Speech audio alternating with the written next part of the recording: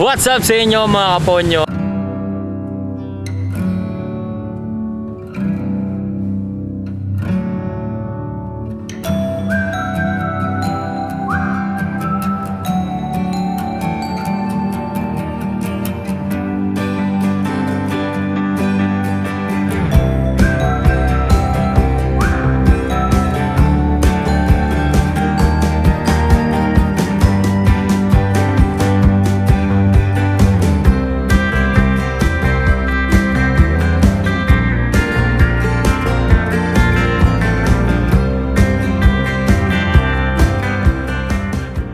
Andito kami ngayon sa isang lugar dito sa Batangas City, dito sa Plaza Mabini kung tawagin nila. So for today's video, meron kaming pupuntahan na isang kaibigan na isang OFW. Matagal siyang hindi nakauwi dahil inabot ng pandemic at alamin natin kumusta na siya, kung okay ba siya. Matagal kami hindi nagkita, no?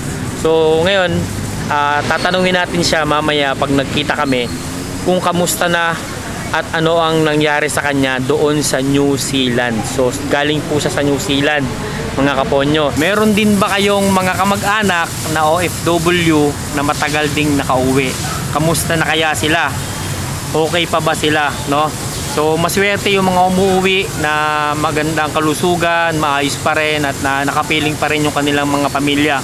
So tatanungin natin yung ating kaibigan kung ano ba ang nangyari sa kanya sa New Zealand at paano niya nalampasan yung mga panahon ng pandemic mga kaponyo, no? Kaya samahan nyo ako mga kaponyo, meron tayong mapupulot na aral dito. So tara, let's go!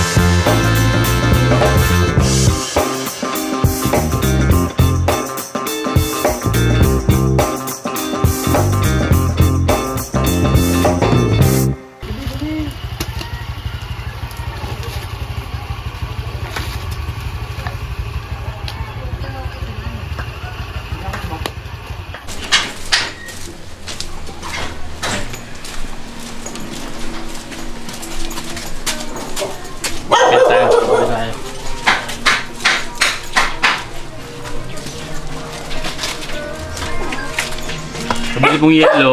Oy! Saka. Akala ko si Hero, akala ko si Kambal. Pasok. Pasukin mo naman kami. Hindi, ano yan? At di-remote ng tape. Ilahin mo nga yan. Iba na talaga pag ano? Ilahin mo, pare. Pare, ilahin mo.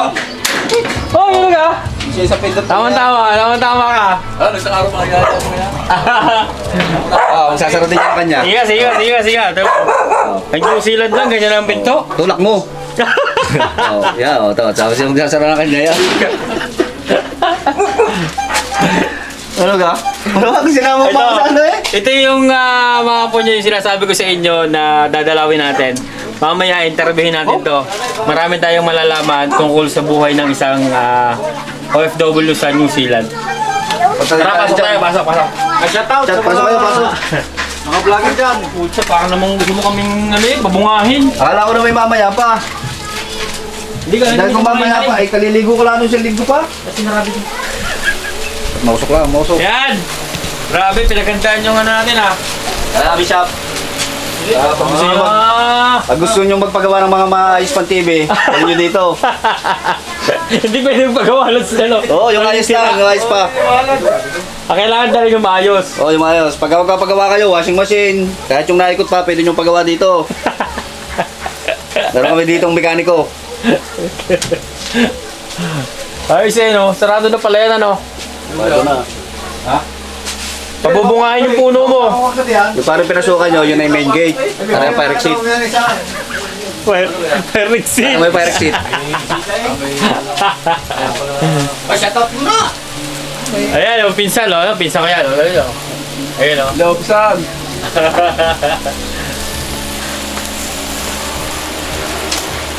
Sabi ko 3 to 4. Yung oras na mag-alas 4. Oh, di tama naman na, 3 to 4. Eh, mag-alas 4 na. Naliman yung battery. Wala akong. Nasa motor.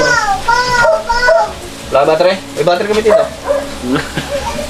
So mga kaponyo, ito yung sinasabi ko sa inyo na isa kong kaibigan na galing ng New Zealand. So ngayon, matatanong natin siya, kamusta kaya ang buhay sa New Zealand nung siya ay nandun at nung panahon ng pandemic? Pare, welcome back sa Pilipinas. Kamusta? Ayos. So ngayon, kasi gusto ko ikwento sa mga subscriber ko at sa mga followers ko. Kamusta ang buhay sa New Zealand, pare? Parehas din pare. Nung pandemic kayo, kami nasa bahay din lang. Parehas lang din. Parehas. Pero ang tanong dun, pre, kasi syempre New Zealand yun. Iba yung buhay doon, iba yung buhay dito. Syempre New Zealand yun. Alam naman natin pag New Zealand, magaganda ang buhay ng tao doon. Kahit pa paano, hindi kaparehas ng buhay dito sa Pilipinas. Hindi mo parang magagandang buhay. Magagandang lalaki lang.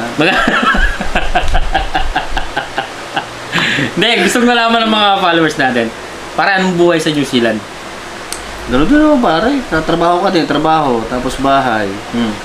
O, pagtutulog, kakain, tutulog. O, paggising sa umaga, tatrabaho na ulit. Hindi din naman pare ganun ka. Hindi naman porke New Zealand. Eh, talagang ang tingin mayaman. Hindi ba mayaman? Nakakaluwag lang. Eh kasi nga nami-misinterpret din ng mga tao. Pag sinabi daw abroad, syempre lalo na pag New Zealand, alam mo na, big time. Big time, pare. Hindi naman. Buti kung pinapala ang pira, hindi mo pinapala. Nagtatrabaho ka din naman. Bala parang kita. Yun nga, yun kasi pare, yun ang issue ngayon dito. Kasi alam mo kung bakit. Maraming mga kababayan natin na kapag sinabing abroad, lalo na siyempre New Zealand, putya, big time to New Zealand, no? Mukha lang pa rin mukha lang magandang buhay. Ang hirap din naman magtrabaho. Yun, mga kaponyo, ang isa daw sa sinasabi ng aking kaibigan, pare, parehas din naman daw pala sa Pilipinas.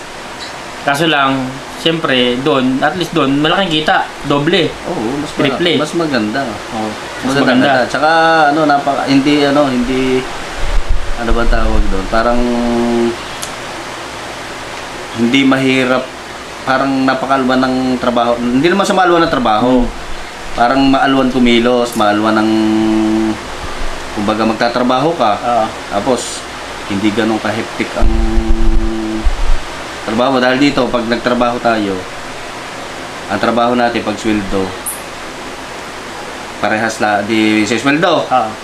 Pagka-sweldo natin, babayad na sa utang, bayad utang. Wala na.